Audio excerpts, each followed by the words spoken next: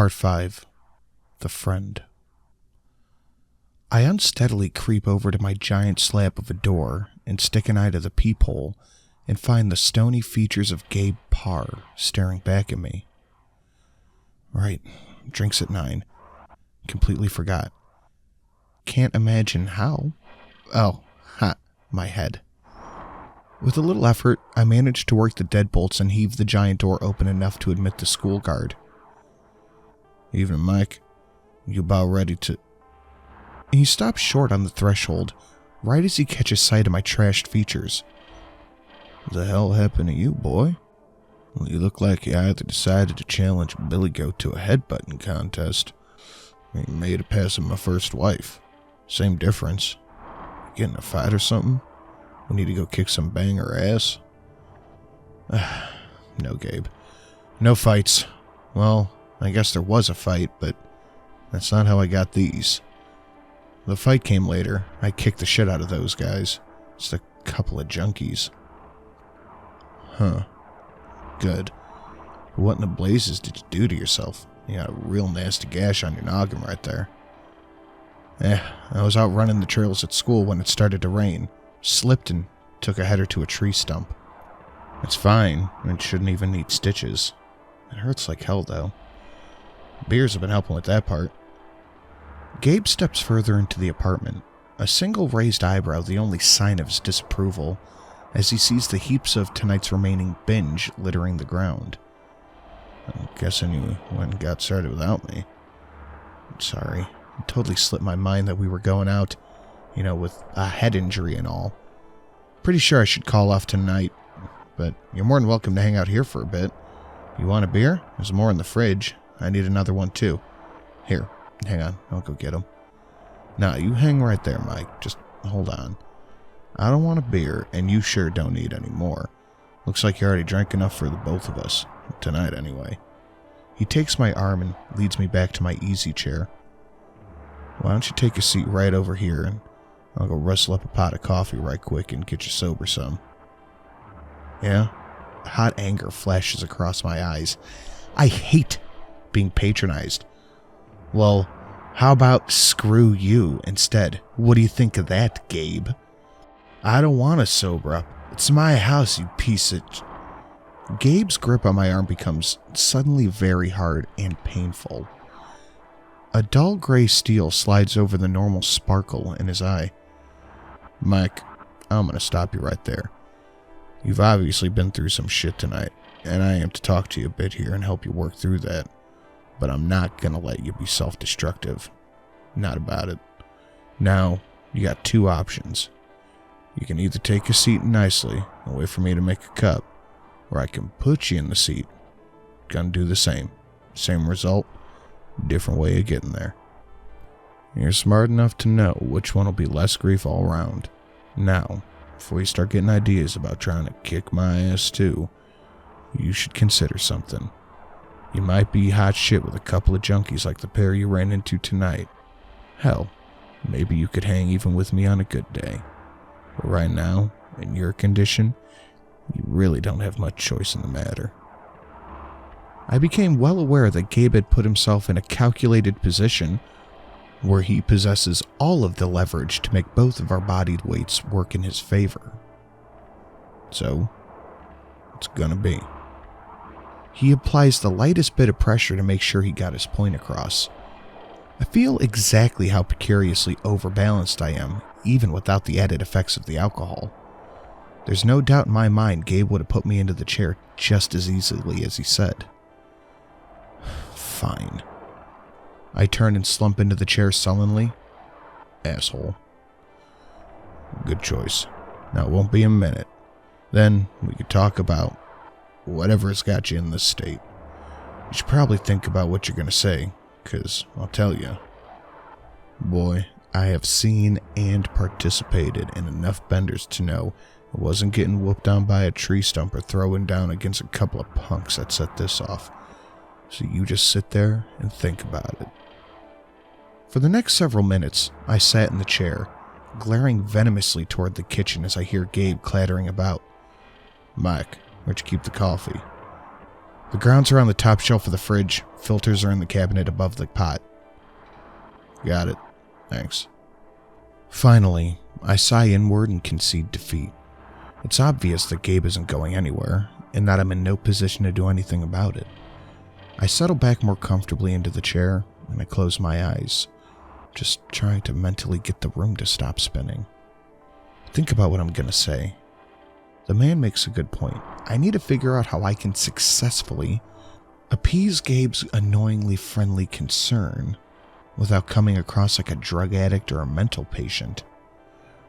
Relating the events I actually remember them occurring is sure not going to cut it. I found that out the hard way like 3 years ago. Telling the truth got me 6 months of psychiatric evaluation and a lifetime worth of bad dreams, a truckload of self-doubt and loathing to boot. Trying to tell Gabe that I heard disembodied voices in my head giving me instructions that was subsequently attacked by a giant nightmare creature and a disturbingly creepy old man, and a couple of druggies would go over about as well as trying to throw him out did, if somewhat let physically painful. Best case scenario, he thinks I'm crazy, tells me to get help, and I lose a perfectly good friend. Worst, he assumes I'm strung out on something and hauls me down to the drunk tank at the police station to sober up. Gabe re-enters the living room holding 2 steaming mugs and hands me one.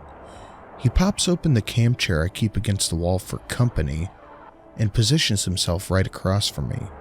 Taking a sip, he grimaces. That is some terrible shit. Now, Mike, I believe you were going to regale me with the facts concerning your current position. I look at the man facing me, and this overwhelming feeling of helplessness wells up from deep inside my chest. There was a time where I would have told Gabe everything, but I've been down that road before. Sharing my truth would only cause more pain, and I can't lose one of the only friends I still have. At the same time, although Gabe may talk like a hayseed and a country boy, he's savvy enough to spot it if I outright lie. Maybe part of the truth will be enough. I stare into the mug that's cradled in my hands. I almost killed a boy tonight, I said softly, almost whispering. The punks who jumped me, they were 16 if they were a day. I almost killed one of them. Hell, part of me wanted to. Or I stopped. I stopped them easily. I had them beaten. But then I had my gun to his head. And I thought just for a second how easy it would be that I could get away with it and maybe even the right thing to do. I look up with tears in my eyes. What I'm telling Gabe may not be the whole truth, but the emotions are real, just the same. It's a darkness in me, Gabe, a darkness that I brought back from that shithole in Iraq. At some point, it's gonna get out, and it scares the shit out of me what might happen when it does. Gabe fixes his gaze on me, and a thoughtful look comes across his face. Well, you know what the problem is, right? He looks directly at me. It's PTSD, you idiot. Gabe takes another sip of the horrible coffee and continues. Shit, Mike. Ain't nothing to be ashamed of. Hell, half of us grunts that came back in one piece on the surface got some shit rattling around loose up there. And who wouldn't? Not many folks have seen what we've seen or felt what we felt. That gets my attention. Could Gabe have possibly experienced the same horrors as me? And what's that? I asked. He smiles. My combat, of course. The very real notion that another human being is doing their damnedest to make sure you don't come out alive. And on the flip side that you've just snuffed out a potential of a person. Everything they ever could have been. Gone in an instant by your hand. Mike, you remember how I told you about my boy Billy dying? Well, there's a part of that story that I maybe sort of held back on. Now don't be getting all bent out of shape. I didn't know you as well back then. And but I do now. And he shifts in his camp chair, pausing as if to collect his thoughts. Then he continues. I found him, Mike. I found that son of a bitch that killed my boy. Wasn't hard. Went to a few places the cops are reluctant to go, spread a little cash, a few ass kickings. Those fucking animals will sell out their own for almost nothing. Eventually, I talked to the right guy who graciously led me to a flop house that my boy's killer was holed up in. When I found him, the little bitch was high on something, laying there, no position to do nothing to stop what I was about to do to him. Hell, he was so far gone maybe he didn't even know I was there. I had my pistol right to his head. Probably pretty similar to how you did tonight. You know what I did? I shook my head. Not a goddamn thing. The bastard that killed my boy in my hands. I couldn't do it. I just couldn't, Mike. There's tears welling up in the old NCO's eyes, and a slight tremor to his voice.